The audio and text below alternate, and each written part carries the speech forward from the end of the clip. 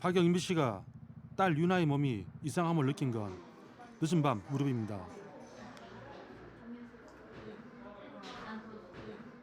그 시간이 대략 11시 반 정도 제가 이제 자고 있는 아이의 이마를 짚어보니까 열이 39도 가까이 넘어가고 있더라고요. 그래가지고 옷을 이제 일단은 런닝만 빼고 다 벗겨가지고 네, 이제 겨드랑이랑 이런 걸 좀 닦고 있었고 해열제만 먹이면 좀 그 열은 내려가거든요. 하지만 평소에 상비해 놓던 아이 해열제는 떨어진 상태. 아이에 맞는 약이 저도 있긴 있었는데 중요한 게 약이 유통기한 있잖아요. 그걸 지난지 모르고 있다가 딱 봤더니 약을 먹이려고 봤더니 한 7개월인가 1년인가 지난 상태였어요. 그래서 이 약을 먹일 수는 없겠더라고요. 만약에 어른이었으면 막 먹겠는데 아이한테는 좀 뭔가 문제가 생길 것 같아가지고 다급한 마음에 육아 카페에 검색을 해봤고 사람들에게 방법을 문의하는데요. 맘카페 들어가가지고 우리가 아이가 아픈데 약을 이 시간에 구할 수 있는 약국이 있냐 그렇게 해서 검색을 해봤어요. 일단 그랬더니 다른 분들이 쓴 글을 읽고 공공심야 약국이 있다 그쪽으로 가보세요 라는 댓글을 보고 새벽 1시까지 운영한다는 약국이 있다는 말에 박 씨는 한달음에 달려갑니다. 딱 그 시간에 불 켜진 약국을 보신 순간 좀 어떤 마음이 드셨어요? 그 주변 일대가 다 불이 꺼진 상태였거든요. 근데 진짜 무슨 등불처럼 딱 불이 켜져 있고 거기 그 약국 앞에 또 막 그 풍선으로 된 이렇게 조형물로 돼 있어가지고 엄청 환하게 이렇게 해놨더라고요. 너무 감사한 마음으로 막 한달음에 달려갔어요. 그렇게 약을 먹은 딸 유나는 다행히 급한 열을 잡을 수 있었습니다. 유나한테 필요한 약을 받아왔지? 약 먹고 나니까 좀 덜 아파졌나요? 어땠어요? 약이 진짜 죽을 만큼 썼어요.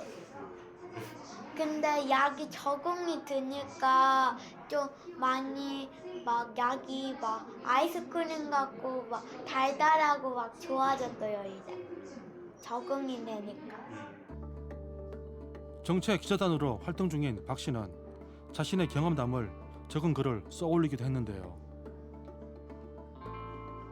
진짜 막 허둥지둥대다가 약을 찾으러 갔는데 약이 있으면은 되게 감사하고 고맙고 그런 마음이 생기는데 대한민국 국민들이 좀 의리가 있으시잖아요. 그래서 좀 약간 감사한 마음을 잊지 않고 그 약국을 다시 찾아가지 않나? 저 역시 그러고 있고요. 영미 씨의 이야기를 들은 제작진은 밤늦게까지 운영하고 있다는 약국을 찾았습니다.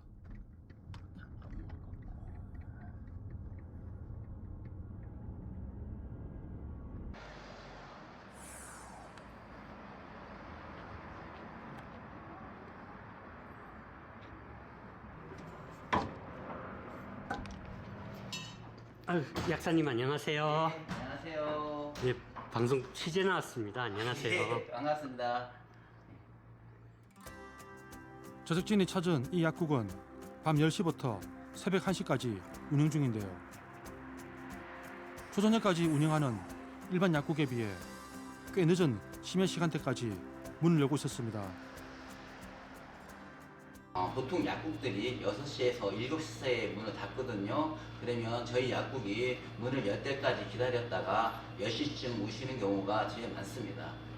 제일 멀리는 뭐 어디서부터 왔다는 분도 계셨나요? 인근에 김제시가 있거든요. 그 김제시에서 급하게 체했다고 해서 약을 구입하러 오신 분도 계셨습니다. 다급한 이유로 찾은 이들이 대다수인 만큼 약국 이용 만족도는 높습니다. 항상 오늘 밤은 좀 약을 먹고 편히 잘 수 있겠구나 그런 반응들이 많습니다. 약사서 갈 때 고맙다고 인사하는 분들도 많을 것 같은데. 당연하죠. 고생한다고 말씀도 많이 하시고 고맙다고 해주시는 건 기본적인 거고요. 약사님 건강도 잘 챙기라고 항상 말해주고 가고 있습니다.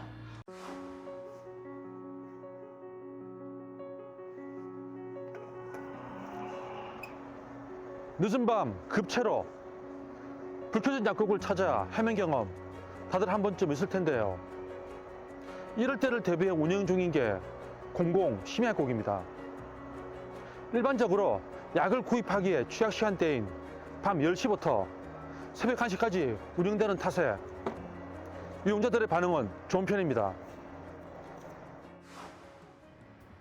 우리는 공공 심야약국을 조금 더 지켜보기로 했습니다.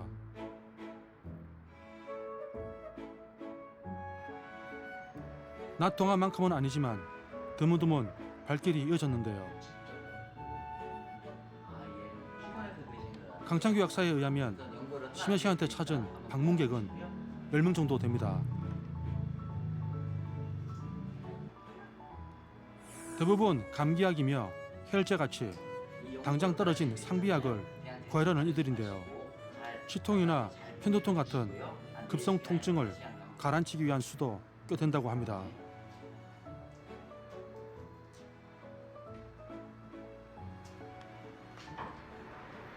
이런 화상 뭐 이런 것도 사주시고. 이게 화상연고군요. 화상에 시원하게 해주는.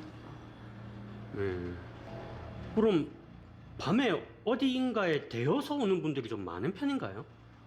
갑자기 야간에 조리하시다가 심하진 않지만 간단하게 화상을 입으신 분들이 일주일에 한 분 정도는 오시는 것 같습니다.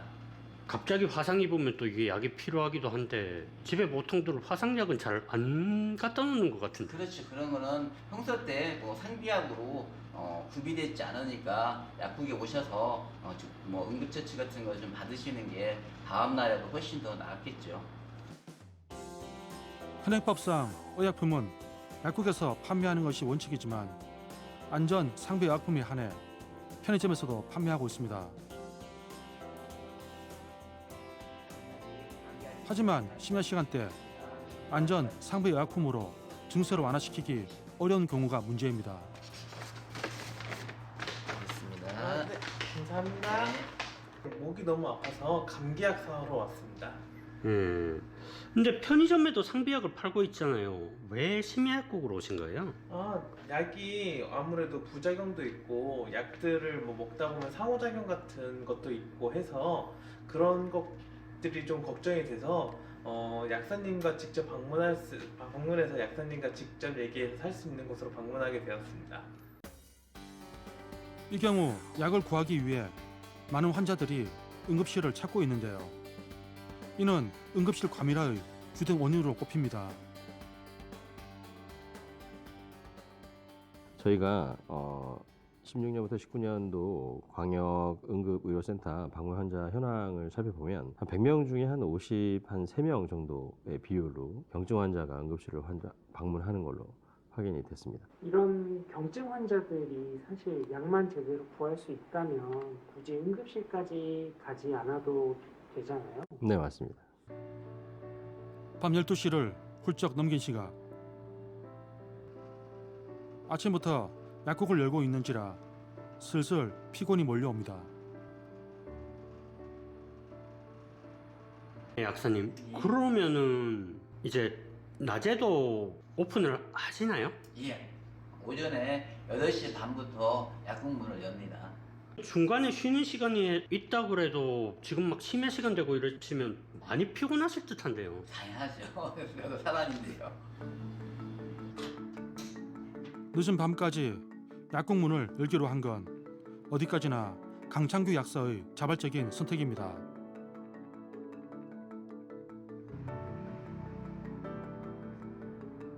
언젠가 화상을 입으신 환자분이 오셨거든요. 제가 간단하게 응급처치 방법을 알려드리고 약을 좀 드리고 보냈거든요.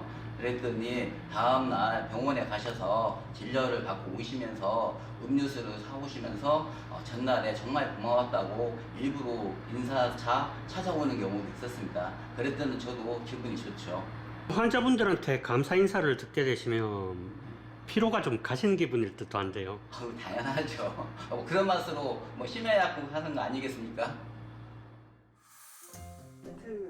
하지만 말이 쉽지 매일 새벽까지 약국을 운영하는 것은 결코 녹록치 않은 일. 기관지염 때문에 약을 먹었는데 예. 따로 몸살 약을 또 따로 먹어도 되나요? 증상 있으면 드시면 아 근데 막 혹시나 안 될까봐 해가지고. 괜찮아요. 이 약국이 공공심야약국이라는 이름으로 불린 지는 3년째.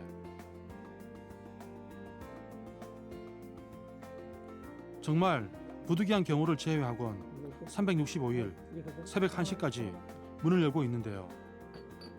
지금껏 밤에 약국 문을 못 연 건 딱 한 번뿐입니다. 네, 식후에 구할수이야. 한 4, 5년 전에 집에 가다가 넘어져가지고 무릎을 좀 크게 다쳤습니다. 어느 정도 크게 다치신 거예요? 무릎에 보면 이게 딱 둥글배 앞에 있죠? 그거 완전히 딱 절단됐어요. 완전히 절단돼가지고. 당시 수술을 해야 할 정도로 상황이 심각했다는데요. 가족들의 만류에도 다시 약국 문을 연 건 수술 후 얼마 지나지 않아서입니다. 5일 안 됐을까요? 수술하시고 5일도 안 되셔서 바로 또 이렇게 일을 하신 거예요? 집행 이제 뭐 목발 짚고. 아니 이게 수술하면 보통 이제 회복 기간을 좀 거쳐서 병원에 이제 계속 있으라 그러는데 뭐 그럴 입장이 못 되더라 보니까. 여기 이제 문을 닫게 되면은 이제 다른 지역으로 가야 되니까 좀 환자들이 불편하죠. 여기 근처에 있는 약국이 많이 없나요? 많이 없습니다. 조금 거리가 좀 있죠. 고단함에도 하루 15시간씩 약국을 지킬 수 있게 한 건 다름 아닌 사명감. 사실 심야 시간대에는 손님이 많이 없어 이익은 거의 없다고 합니다. 지금 한 9장 정도 되네요. 네. 9명분 정도 오신 건가요? 뭐 그렇다고 볼 수 있어요. 아직까지. 아, 심야는 거의 없어요. 심야는 뭐 전 따지면 한 10분의 1? 사실상 손해인 장사 아닌가요? 글쎄 따져보지 않았는데 뭐 글쎄 손해까지 가겠습니까? 지원이 전혀 없는 건 아닙니다. 현재 상당수 지자체에선 조례 제정을 통해 공공심야약국을 지정하고 사업비의 일부를 지원하고 있는데요. 이 약국이 속한 서울의 경우 2020년 조례를 제정하고 시간당 35,000원의 인건비를 지원 중입니다. 뭐 조금 더 올렸으면 좀 낫긴 하겠지. 지금 뭐 시 재정도 뭐 여유가 없으니까 그러겠지만 그렇지. 사실 뭐 35,000원이면 야간 운영을 위한 추가 약사를 고용하시는 것도 고용하면 그냥 못하지. 그 금액 가지고는 고용 못하지. 제가 혼자 하니까 하는 거지 고용해서는 못하지. 경기도의 경우 시간당 지원금은 3만 원으로 더 낮습니다. 김학숙 약사는 지원금만으론 답이 안 나와 개인적으로 비용을 더 지불하고 있습니다.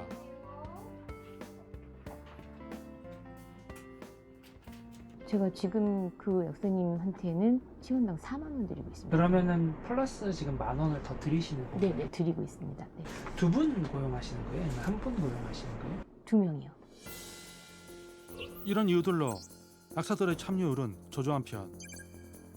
높은 만족도에도 공공심야약국이 빠르게 확대가 되지 못한 배경입니다.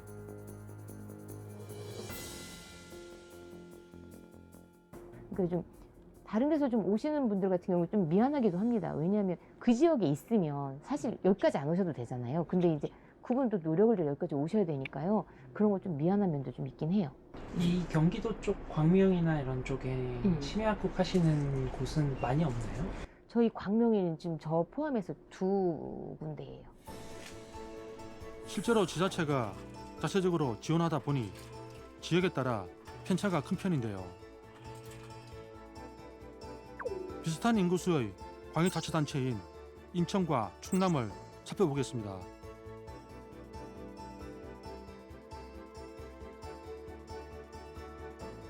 인천이 공공심의학국을 도입한 건 2019년입니다. 이후 매년 수를 늘려 올해 10월 기준 27곳이 참여하고 있습니다.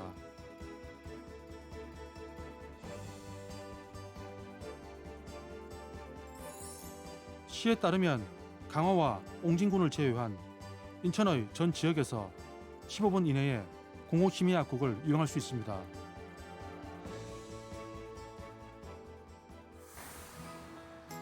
이번엔 충남 지역입니다. 우리는 충남 부여에서 25년째 거주 중이라는 조순정 씨의 이야기를 들어봤습니다. 방송국 취재 나왔습니다. 아, 네. 안녕하세요. 평소 이렇게 건강 상태는 좀 어떠신가요? 건강한 편이에요. 건강한 편인데 이게 위라는 게 밤에 굉장히 낮에 뭐 조금 약간 아프면 그냥 약 먹으면 바로 가라앉는데 밤에 그 위통이 더 심해지더라고요. 이상하게 밤에는. 예민한 성격 탓에 조금만 신경을 써도 위에 통증을 느낀다는 조순정 씨. 두려운 마음에 응급실에 간 적도 많지만 약만 제때 잘 먹으면 되는 만성 질환임을 알고 난 후 꾸준히 약을 복용 중입니다.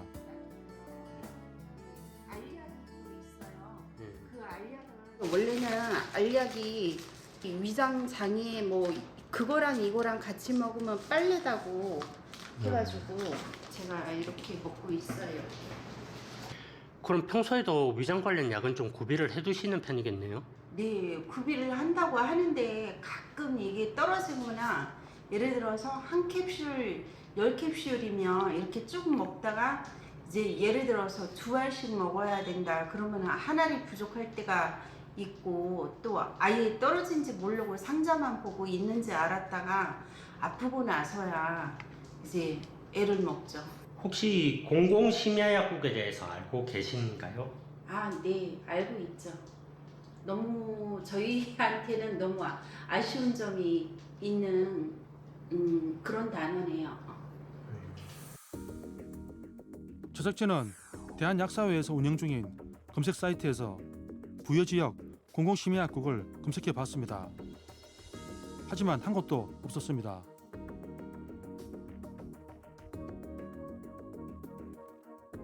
부여 외에도 공주, 서산, 아산 등의 행정구역에서도 공공심의학국을 찾을 수가 없었습니다.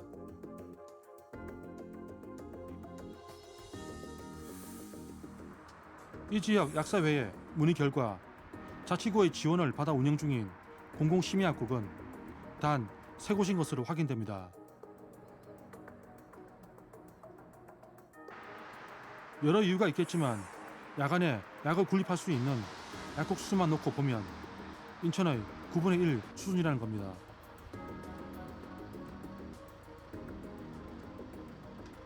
인터넷으로 글을 올리면 서로 뭐 저 무슨 약 있어요 뭐 이렇게 지인들끼리 뭐 언니 저 약 있어요 뭐 이런 식으로 해갖고 밤에 나가서 받아오기도 하고 그러거든요.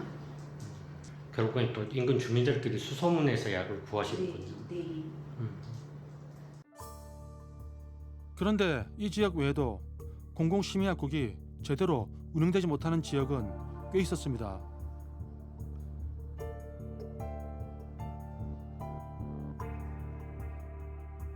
경북은 지난해 3월부터 공공심의학국 지원 조례를 시행 중인데요. 도내 참여약국 6곳에 대한 별도의 지원은 이루어지지 않고 있는 걸로 확인됩니다.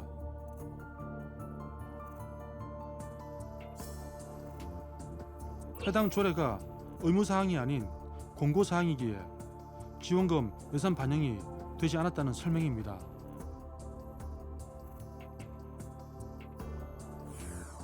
조례가 없는 곳도 있습니다. 전북은 17개 광역지자체 중 유일하게 도 차원의 조례가 없었습니다.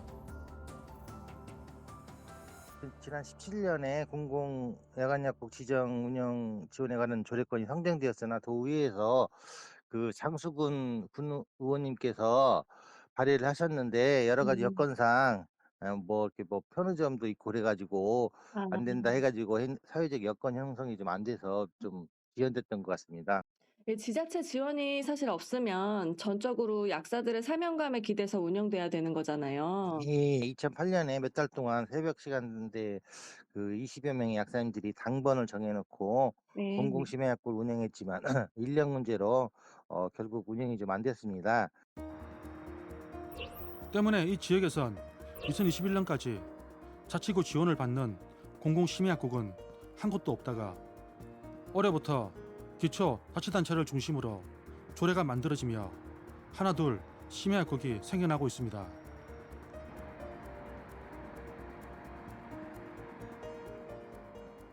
전라북도도 공공심야약국이 필요하다는 것을 공감하고 현재 해당 조례안이 상정되고 있고 곧 제정될 것 같습니다. 이 지역처럼 조례 제정이 미비하거나 여러 이유로 공공심야약국이 없는 지역을 대상으로 중앙정부의 지원을 받는 시범사업이 시행 중입니다.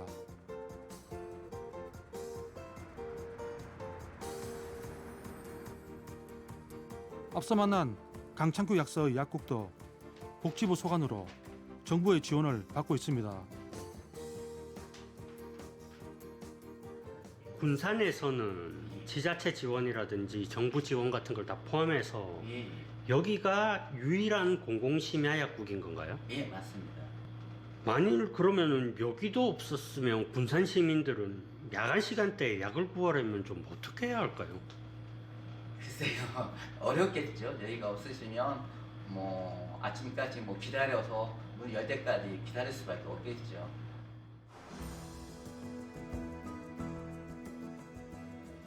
지난해 7월부터 중앙정부 차원의 시범사업이 시행되며 현재 공공심야약국은 보건복지부와 지자체로 이원화돼서 운영 중에 있습니다. 운영 주체에 따라 그리고 지자체에 따라서 영업시간과 지원 금액 등이 모두 다른 것으로 확인됩니다. 사업의 일관성이나 형평성 문제가 불거지는 이유입니다. 공공심야약국에 대한 필요성이 중대한 만큼 보다 근본적인 해결책이 필요해 보입니다. 올해 3월 30일 국회는 본회의를 열고 약사법 개정안을 의결합니다. 공공심야약국의 지정 및 예산 지원 근거를 골자로 하는 약사법 개정안의 통과로 그간 약사 개인의 사명감과 일부 지자체의 자발적인 운영에 기대오던 공공심야약국은 약사법에 명문화되는데요.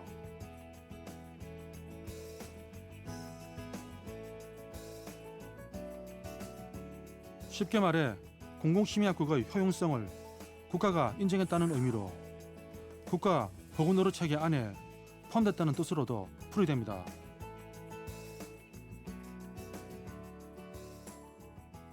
법제화가 되게 되면 앞서 설명드렸듯이 여러 가지 지역 편차나 지역 그 지자체의 그런 그 예산 부족 이런 부분을 충분히 이제 정부 예산으로 커버할 수 있는 부분이 생기기 때문에 그 아까 말씀드렸듯이 그 공공 부분 응급의료 체계의 일정 부분 역할을 담당하게끔 되고 지역 편차도 굉장히 줄어들게끔 유도를 할 수 있는 여건이 만들어졌다라고 보시면 될 것 같습니다. 사명감 하나로 밤에 불을 밝힌 약사들은 노력이 결실을 맺게 된 것 같다며 기대감을 숨기지 않았습니다. 네, 안 될 수도 있다고 생각은 했어요. 네. 왜냐하면 이게 사실 굉장히 아직 심야약국이 많지 않잖아요. 맞아요. 좀 저변이 좀 많이 있으면 그래도 좀 국민들의 인식도 그렇고 사회적인 인식도 필요하겠다 이렇게 생각을 할 텐데 사실 너무 적기 때문에 사실 알리는 게 쉽지는 않았을 거라고 생각을 해요. 이 가결 소식을 듣고 제일 처음 누구 얼굴이 좀 떠오르셨나요? 저요? 제 얼굴이 떠올랐어요. 네. 엄청 노력을 많이 하셨나 보네요. 이거 법안에 대해서. 노력을 하진 않았지만 저 어쨌든 열심히 약국을 하고 있었으니까요. 네. 개정약사법 시행으로 중앙정부나 지자체로부터의 예산 지원 근거도 보완됐는데요. 앞으로 운영의 능숙성과 안정성에 도움이 될 걸로 기대됩니다. 또 법으로 만들어지면 제도가 좀 쭉 계속 갈 수 있는 그런 기반이 마련되었기 때문에 되게 잘 된 거라고 생각을 하고요.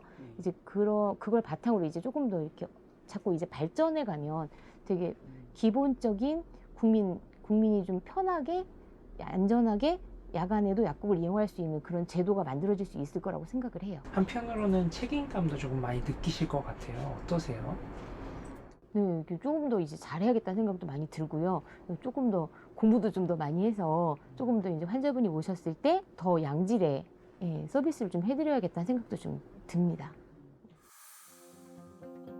지금보다 체계적인 기준과 운영이 이루어진다면 한밤중이나 주말에 갑자기 아플 때 약국에서 약을 사기는 훨씬 수월해질 것입니다.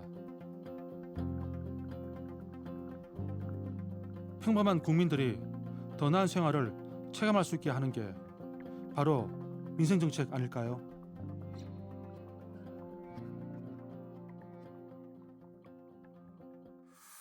그래서 앞으로 이 부여에도 공공심해약국이 생기게 된다면 정말 좀 도움이 될 것 같으십니까? 당연하죠. 아주 너무나 큰 도움이 되죠. 만약에 할 수만 있다면 부여에 단 한 군데가 아니고 부여는 이렇게 면 단위로 좀 거래상 많이 떨어져 있어요. 그리고 뭐 차가 요즘은 거의 다 있다고는 하지만 차가 없거나 또 운전하기 어려우신 어르신들이 많이 살고 계세요.